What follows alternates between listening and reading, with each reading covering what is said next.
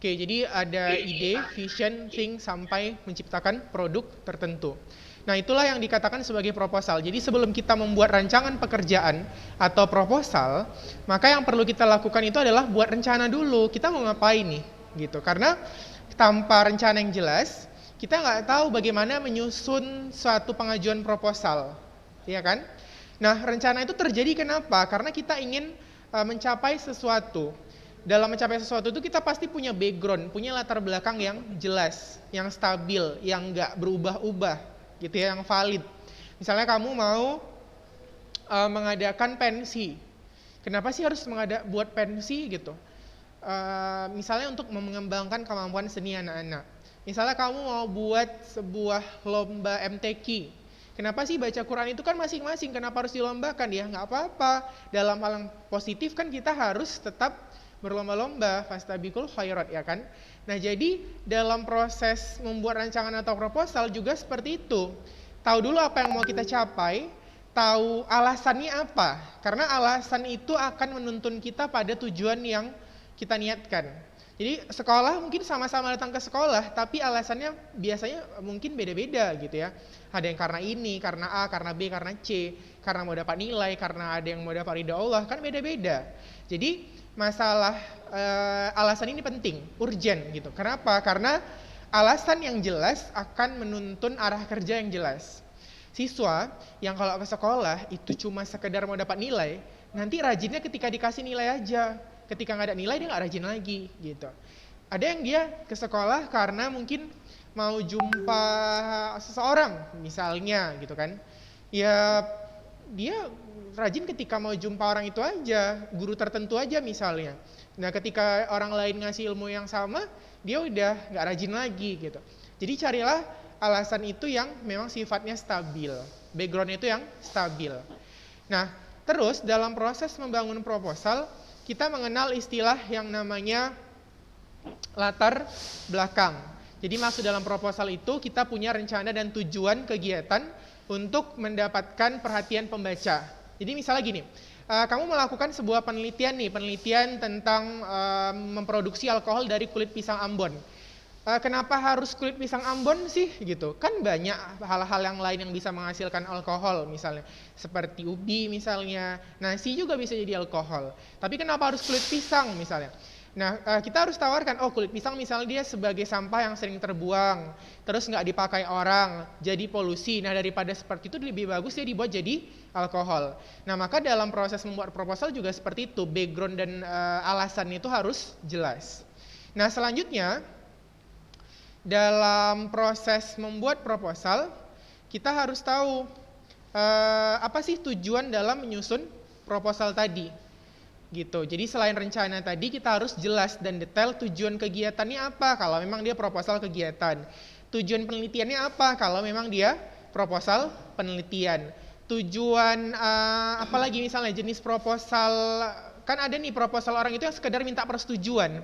Jadi jangan selalu mengaitkan proposal itu terhadap minta uang gitu ya.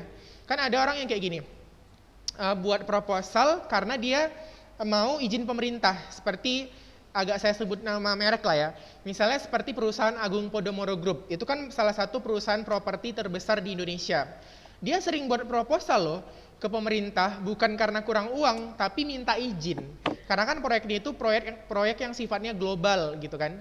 Nah, seperti itu. Jadi proposal itu pada dasarnya tidak selalu kaitannya sama minta uang. Kan kadang-kadang kan kita selalu merelevansikan, oh kalau buat proposal ini pasti minta uang nih tujuannya gitu kan.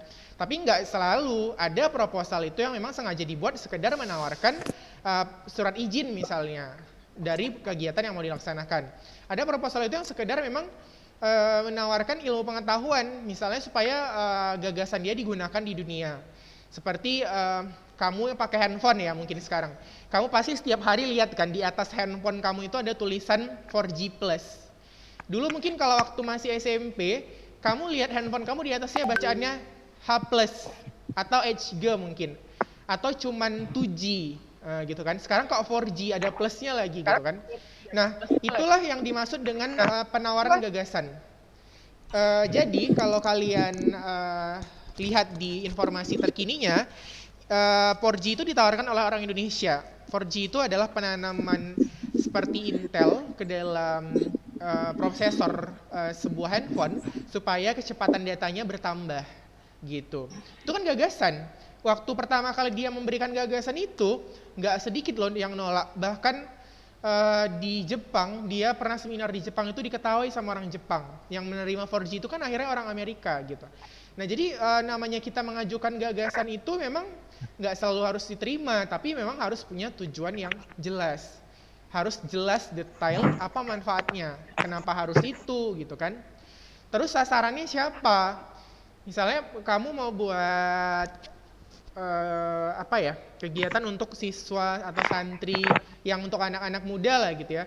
Mungkin acaranya agak sedikit rame, mungkin ada sedikit acara gamesnya, ada acara olahraganya. Tapi kalau misalnya acaranya tadi nanti untuk orang-orang yang udah 51 tahun ke atas, sepertinya kalau kita ajak dia nge-games lagi atau ada olahraga yang berat-berat, itu kan sepertinya kurang cocok gitu. Makanya dalam sebuah proposal biasanya selain tujuan dan backgroundnya jelas, sasarannya juga harus jadi pertimbangan gitu, karena nggak semua sih konteks ide itu pas untuk semua umur gitu kan. Contoh misalnya pembuatan ini sistem copy cepat dalam Google dalam menerjemahkan sesuatu. Itu bagus kalau untuk orang-orang yang sedang dalam dunia kerja, misalnya menerjemahkan file-file pekerjaan. Tapi kalau dalam dunia pembelajaran, misalnya kamu belajar bahasa Inggris, sikit-sikit pakai Google Translate, sikit-sikit pakai Google Translate. Nah, lama-lama nggak berkembang kemampuan kosakatanya gitu kan. Ya boleh pakai Google Translate, tapi dengan catatan sambil diingat pronunciation-nya. Kan ada menu untuk kayak tombol mikrofonnya gitu kan. Nah, seperti itu. Jadi sebenarnya lihat konteksnya juga. Sasaran itu nanti menentukan bentuk kegiatan. Jadi kegiatan apa yang kita laksanakan itu tergantung jenis sasarannya. Nah, ada fungsi proposal itu beberapa. Salah satunya tadi seperti yang saya katakan untuk melakukan penelitian. Bisa dipakai untuk mendirikan usaha. Mengajukan tender, seperti pemerintah itu kan ada tender kayak proyek Pertamina, Sekolah Kedinasan IPDN, STAN, STIS. Itu kan sebenarnya pakai proposal pengajuannya. Misalnya tahun ini berapa kuota yang mau diterima, gitu kan. Terus untuk perayaan, pelatihan, perlombaan, misalnya proposal seminar, kegiatan OSIS, kan kamu pasti pakai proposal.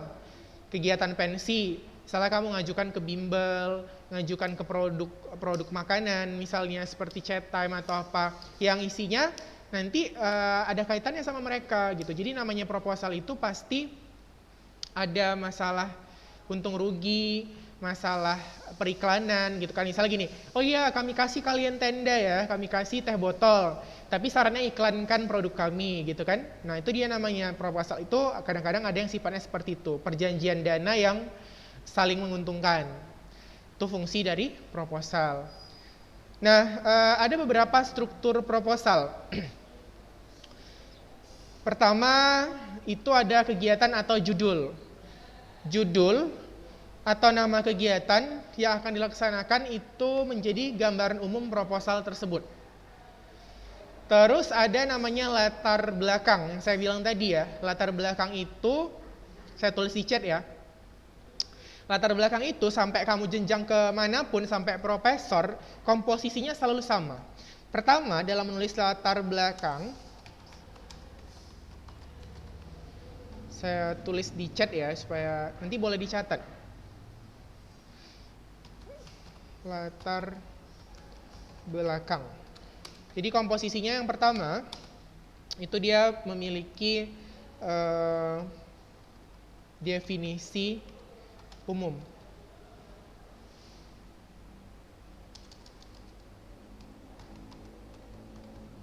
Oke, yang kedua dia harus punya alasan yang jelas. Misalnya seperti kamu mau buat acara perlombaan Agustus. Definisi perlombaan 17 Agustus itu apa sih? Apakah hanya sekedar merayakan Panjat Pinang gitu kan? Terus alasannya harus jelas. Alasannya itu kenapa harus diadakan lomba gitu kan? Misalnya untuk mempertinggi nilai patriotisme gitu atau cinta kepada bangsa. Terus yang ketiga dia harus punya masalah. Masalahnya apa nih sekarang? Kenapa harus diadakan? Gitu kan? Terus yang keempat, dia harus punya gambaran solusi. Nah, gitu. Yang keempat ya, gambaran solusi. Jadi kalau misalnya kalian mengadakan perlombaan 17 Agustus, terus ada pastikan background yang melatar belakangi perlombaan itu. Terus masalahnya apa biasanya dalam proposal? Kan kita nih proposal ini mengajukan bantuan, minta bantuan sebenarnya, baik itu dana, persetujuan maupun pengesahan. Jadi misalnya dananya kurang masalahnya, tapi mau diadakan lomba ini untuk sifatnya global, untuk orang banyak. Terus solusinya gimana? Gitu. Misalnya kalian mengadakan penggalangan dana atau mengadakan perkumpulan iuran wajib, gitu kan? Jadi seperti itu. Jadi latar belakang itu selalu konteksnya sama. Boleh dilihat di chat masing-masing. Yang pertama ada definisi umum, alasan yang jelas, masalah, dan gambaran solusi. Walaupun nggak spesifik sekali, tapi solusinya biasa dicantumkan. Nah, selanjutnya yang di nomor 11,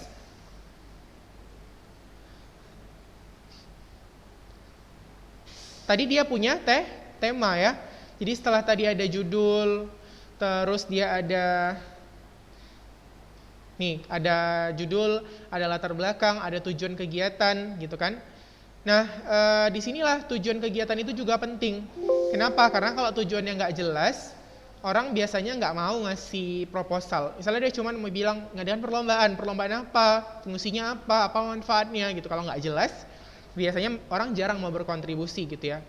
Terus selanjutnya, dia mengandung tema. Terus sasaran yang saya bilang tadi, sasarannya siapa? Kalau sasaran yang nggak jelas, ya bentuk kegiatannya pasti nggak jelas juga. Misalnya sasarannya, ya nggak tahu lah siapa yang datang gitu kan. Ya bentuk kegiatannya juga nggak tahu, event acaranya pasti juga nggak jelas. Karena kan setiap usia tidak dipungkiri itu punya seleranya masing-masing. Mungkin kalau anak SD itu seleranya kayak Batman, Spider-Man, Barbie gitu ya, yang sifatnya mainan gitu. Kalau anak SMP, SMA mungkin seleranya itu udah kayak konten-konten yang lagi hits gitu mungkin. Terus mungkin hal-hal yang populer di kalangan anak muda, seperti misalnya kayak mural, terus konser mungkin, atau lomba mading, kontes tarian atau apa gitu. Nah, itu dia sifatnya udah SMP SMA gitu kan. Nah, anak kuliah beda lagi. Anak kuliah itu sasarannya biasanya kayak proposal menulis, terus penelitian bersama. Nah, orang kerja gimana sasarannya? Ya beda lagi. Mungkin kayak seminar kenaikan jabatan, seminar pelatihan profesional gitu. Jadi sasaran tadi pasti menentukan bentuk kegiatan yang akan kita lakukan. Kalau sasarannya nggak jelas, pasti bentuk kegiatannya juga nggak jelas. Itu udah pasti gitu ya. Karena setiap orang, setiap usia punya jenjang, punya seleranya masing-masing. Nah, terus ada tempat dan waktu. Itu penting juga ya. Tempatnya di mana, waktunya kapan, dan barulah kita buat kepanitiaan. Kepanitiaan itu biasanya terdiri dari siapa ketua, sekretaris, bendahara, seksi konsumsi, terus misalnya ada lagi seksi keamanan, masalah event organizer, manajemen konten. Kalau ada artis mungkin ada manajemen artis, gitu kan, dekorasi dan segala macamnya. Itu kepanitiaan. Jadi tergantung kebutuhan sih. Terus ada rencana anggaran biaya atau estimasi dana, ya. Estimasi dana ini nanti dia berkaitan dengan berapa sih dana yang akan kita butuhkan kira-kira. Tapi nggak boleh terlalu banyak ya lebihnya. Paling maksimal itu 2-5 juta. Proposal itu boleh meleset lebih besar, tapi paling besar 2-5 juta. Kalau di atas itu biasanya proposalnya sudah tidak dibenarkan. Nah, itulah yang bisa kita sebut sebagai korupsi. Kalau masih kelebihan 2-5 juta, itu kemungkinan masih bisa disebut sebagai dana keamanan cadangan. Jadi kalau kita bagi dalam ilmu perekonomian, proposal itu ada 3 sponsor. Sponsor 1 itu menangani 60% dana, sponsor 2 itu 30%, sponsor 3 15%. Selebihnya itu bukan sponsor. Kalau dia ngasih dana di bawah 15%, itu biasanya dia cuma pendukung gitu, nggak sponsor. Sponsor itu kalau dalam ilmu ekonomi paling kecil 15%. Gitu dia. Makanya dia berhak nanti mengajukan kontrak misalnya untuk diiklankan, misalnya untuk untuk dikasih nama, dikasih tempat atau counter atau tempat apa yang sediakan khusus ketika acara itu dilakukan. Nah, itu namanya sponsor. Jadi dia punya hak khusus karena memang dia sudah menalangi beberapa dana secara signifikan gitu ya. Terus itu aja sih sebenarnya dalam ilmu proposal. Nanti untuk konten kebahasan akan dilaksanakan dalam proses rekaman di hari Sabtu kalau nggak salah nanti. Pokoknya segera untuk 2 pertemuan yang sudah lewat. Nah, sampai di situ dulu. Kira-kira ada pertanyaan nggak? Silahkan kalau ada pertanyaan, saya absen dulu ya. Jadi keusahakan nama-namanya itu dibuat nama lengkap. Jadi memudahkan untuk diabsen ketika Zoom. Jangan kemana-mana dulu, saya absen. Muhajir. Ini tanggal 29.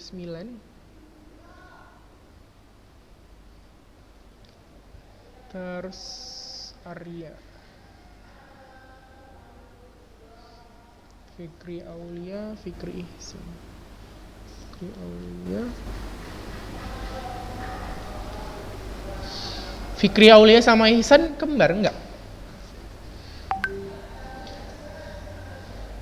Beda saat. Oh, beda. Beda orang tua dan Oh, oke. Kirain tadi kembar. Fazli.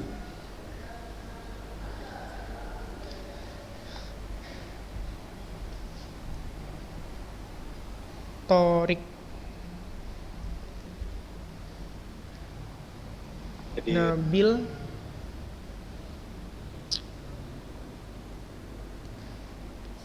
Revan. Revandi. Reza. Surya. Berapa orang nih? 11. 1, 2, 3, 4, 5, 6, 7, 8, 9, 10. Oke, pas. Saya sebutkan lagi ya. Kalau misalnya ada yang terlewat, ya bilang, saya belum gitu. Al-Muhajir, Arya, Fikri Aulia, Fazli, Fikri Ihsan, Nabil, Torik, terus Revandi, Reza, Surya. Ada yang belum dipanggil nggak? Tapi hadir gitu. Udah semua ya? Kalau belum silahkan di chat bilang, saya belum di absen gitu. Oke. Nah, karena kamu ini pertemuan pertama, jadi coba sekarang itu di rumah nanti cari aja jenis proposal yang di buku kan ada ya, yang di buku paket. Sebentar saya ambil. Kamu buku paket kamu yang warna orange kan, yang seperti ini ya? Ya kan? Iya, Pak. Sama nggak? Sama. Oke. Nah, coba kamu masing-masing buka buku paketnya yang di halaman 143. Buku paket yang ini ya. Halaman 143. Nah, di situ kan ada, udah buka semuanya bukunya? Nah, di halaman 143 itu ada judulnya mengidentifikasi bagian-bagian penting proposal. Nah, bagian-bagian pentingnya itu ada beberapa, boleh dibaca saja dulu. Tugasnya di rumah dibaca aja dulu sampai halaman 153. Tapi janji ya, harus dibaca saja dulu. Oke? Nanti tugas berikutnya akan saya kasih di pertemuan berikutnya. Tapi yang di rumah, sekarang tugasnya cuma baca. Tapi betul-betul dibaca. Oke? Bisa? Jadi baca dari halaman 143 sampai halaman 153. Itu dibaca benar-benar sambil nanti diintip-intip. Ada nggak di situ informasi penting dari setiap bagian? Misalnya gini, di latar belakang. Tadi kan latar belakang komposisinya itu ada alasan, pengertian variabelnya, terus masalahnya, tujuannya, gambaran solusinya, gitu kan. Nah, coba sambil dibaca sambil dilihat, ada nggak gitu, lengkap nggak gitu. Misalnya perumusan masalah, ada nggak hal yang penting di situ? Tujuannya apa sih? Pas nggak dengan latar belakangnya gitu. Jadi tugas kamu cuman baca aja, tapi bacanya sambil dipahami, sambil dilihat-lihat bagian-bagian yang penting di setiap urutan kontennya. Misalnya metode penelitian. Kamu bisa lihat, coba buka bukunya halaman 150. Di situ ada tulisannya metode penelitian. Udah jumpa? Arya, udah jumpa Arya? Sudah. Udah. Nah, di situ kan ada tulisannya dalam penelitian ini digunakan metode deskriptif. Nah, deskriptif itu berarti dia metodenya sekedar menggambarkan. Ada nanti dia metodenya itu komparatif, membandingkan. Ada yang korelatif, melakukan hubungan. Apa hubungannya atau korelasinya misalnya dengan main game terhadap kemampuan kita dalam belajar. Kenapa orang yang sering main game kalau lupa waktu dia jadi turun nilainya gitu kan? Ya pastilah gitu kan, karena kalau dia udah berlebihan pasti dia jadi candu gitu kan. Kan ada orang yang kalau main game itu mau meledak, mau dipanggil orang tuanya, mau apapun, dia sibuk dengan gamenya dulu gitu. Nanti siap ini gitu kan. Ada yang seperti itu gitu kan. Nah jadi game itu juga ada korelasinya pasti dengan kemampuannya dalam belajar. Pasti konsentrasinya jadi cepat menurun gitu-gitu. Nah itu namanya metode korelasi. Kalau kamu main game itu sebenarnya boleh sih, nggak ada salahnya. Misalnya sehari 2 jam. Tapi kalau kamu main game sampai lupa belajar, lupa sholat, lupa bantu orang tua, berarti itu kamu bukan main game, tapi game yang maini kamu, gitu ya kan? Jadi supaya komposisinya tetap presisi, tetap seimbang, ya segala sesuatunya itu harus tepat, ada disiplinnya gitu. Nggak ada yang ngelarang sih untuk menyenangkan diri. Misalnya kamu udah capek belajar seharian, terus tiba-tiba kamu kepingin refreshing lah ke mall misalnya, main game misalnya atau main bola atau apa, ya boleh, sah-sah aja gitu. Tapi dengan rentang waktu atau kurun waktu yang normal gitu, tidak sampai mendominasi kegiatan sehari-hari. Jadi apresiasi itu boleh, membahagiakan refreshing, membahagiakan diri itu boleh, tapi dengan konteks dan aturan yang sesuai, gitu ya. Nah itu nanti dalam metode deskripsi itu dibilangnya, tujuannya adalah untuk mendeskripsikan kadar keilmiahan isi tulisan organisasi. Jadi di sini judulnya adalah kadar keilmuan tulisan, boleh dibuka halaman 143 ya. Di situ judulnya adalah kadar keilmuan tulisan siswa SMA 3 Tasikmalaya pada mading sekolah. Jadi di sini intinya adalah melihat kadar keilmuan dalam tulisan. Gimana sih kita melihat kadar keilmuan dalam tulisan seseorang? Nah, di sini dia dibahas. Coba boleh dibaca lah ya sambil kamu nge-zoom. Di situ ada katanya, bahasa yang digunakan dalam tulisan ilmiah memiliki karakteristik dan ragam ilmiah. Dalam bahasa tulis ilmiah, suatu laras atau register dari ragam bahasa resmi baku harus disusun secara jelas, teratur, dan tepat makna. Jadi kalau namanya menyusun proposal, itu kita harus menghindari hal-hal yang sifatnya ambigu. Tahu ambigu ya? Siapa yang tahu? Surya tahu ambigu apa, Sur? Membingungkan. Apa ambigu, Sur? Bermakna ganda, taksa makna kata orang. Ada juga dia tidak boleh menggunakan idiom. Idiom itu adalah ungkapan. Misalnya kepala besar, bukan kepalanya besar, tapi dia sombong. Atau panjang tangan, bukan tangannya panjang, tapi maksudnya pencuri. Nah, ungkapan-ungkapan seperti itu dilarang keras digunakan dalam teks proposal maupun karya ilmiah. Kenapa? Karena yang dalam teks proposal, segala sesuatu itu diartikan secara denotatif. Nah, apalagi ini denotatif? Denotatif itu diartikan secara sebenarnya, gitu. Jadi kalau kamu buat kata-kata ungkapan, orang nanti bisa mengartikan misalnya tangan panjang, oh berarti tangannya memang panjang gitu. Jadi nggak boleh dalam proses penulisan proposal itu harus dihilangkan. Jadi semuanya harus makna denotatif. Katanya di situ secara umum tulisan ilmiah halaman 144 ya, paragraf kedua. Secara umum tulisan ilmiah dapat diartikan sebagai suatu hasil karya yang dipandang memiliki kadar keilmiahan tertentu serta dapat dipertanggungjawabkan kebenarannya. Berbeda dengan karya sastra atau seni, karya ilmiah mempunyai bentuk yang sifatnya formal. Kalau sastra itu kan suka-suka ya, mana suka arbitrer. Misalnya kamu buat puisi, ya suka kamu judulnya apa? Kamu misalnya mau buat cerpen, terserah kamu isinya apa ya, selama tidak melanggar aturan ras, suku, agama ya nggak masalah gitu kan. Tapi kalau ilmiah tidak, aturannya harus jelas, sumbernya harus jelas, nggak boleh plagiat gitu ya. Banyak dia yang harus kita timbang. Terus pola berpikir sangat diperlukan untuk mencapai hasil yang dapat dijamin kebenarannya. Jadi katanya tadi bagaimana sih kita mengukur kadar keilmuan siswa lewat tulisannya. Jadi kalau siswa yang boleh dikatakan berilmu gitu ya, biasanya dia pasti menulis itu berdasarkan data atau fakta. Terus dia sifatnya tidak menggurui, tidak instruktif gitu, nggak nyuruh-nyuruh orang dalam tulisannya. Terus dia sifatnya ada data-data empiris yang dapat dibuktikan kebenarannya gitu. Jadi pola berpikirnya nampak dari tulisannya. Mana yang sering baca buku, mana yang jarang, mana yang sering mengamati sesuatu, mana yang nggak pernah mengamati, gitu ya. Contoh misalnya gini, kamu pergi ke sekolah naik kendaraan, pastinya gitu ya. Ada yang kalau misalnya sampai sekolah ditanya, tadi di jalan kamu lihat apa aja gitu kan. Tadi yang bisa jawab, oh tadi ada yang orang kecelakaan, ada macet, terus ada orang jualan ini, terus tadi ada gini. Banyak yang dilihatnya gitu. Ada yang begitu sampai sekolah, kamu tadi di jalan lihat apa? Nggak tahu, nggak ada nampak apapun gitu. Nggak mengamati gitu. Ya, jadi misalnya dia nulis pasti tulisan itu miskin nilai kosakata karena pengamatannya rendah.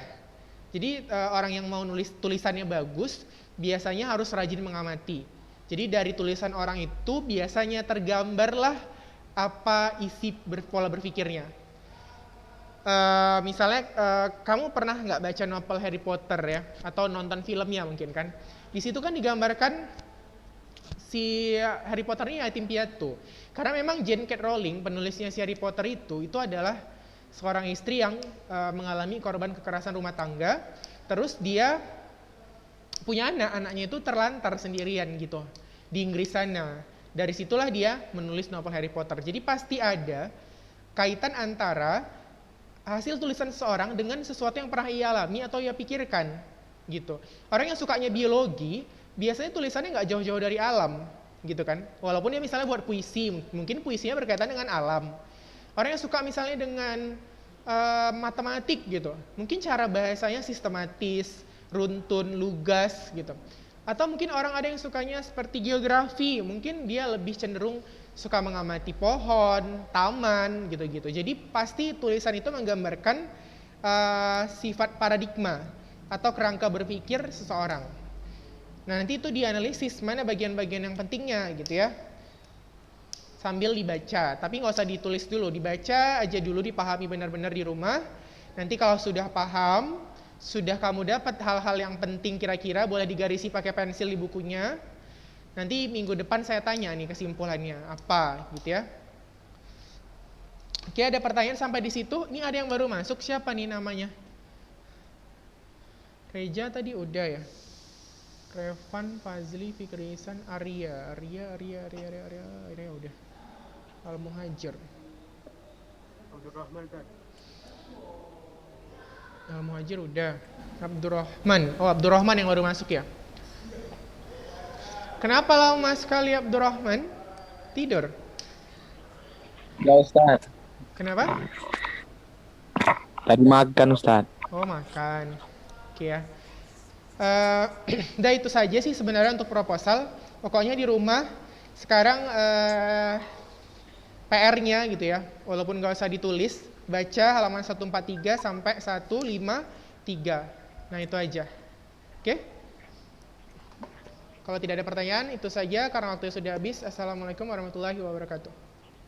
Waalaikumsalam warahmatullahi Waalaikumsalam wabarakatuh. wabarakatuh.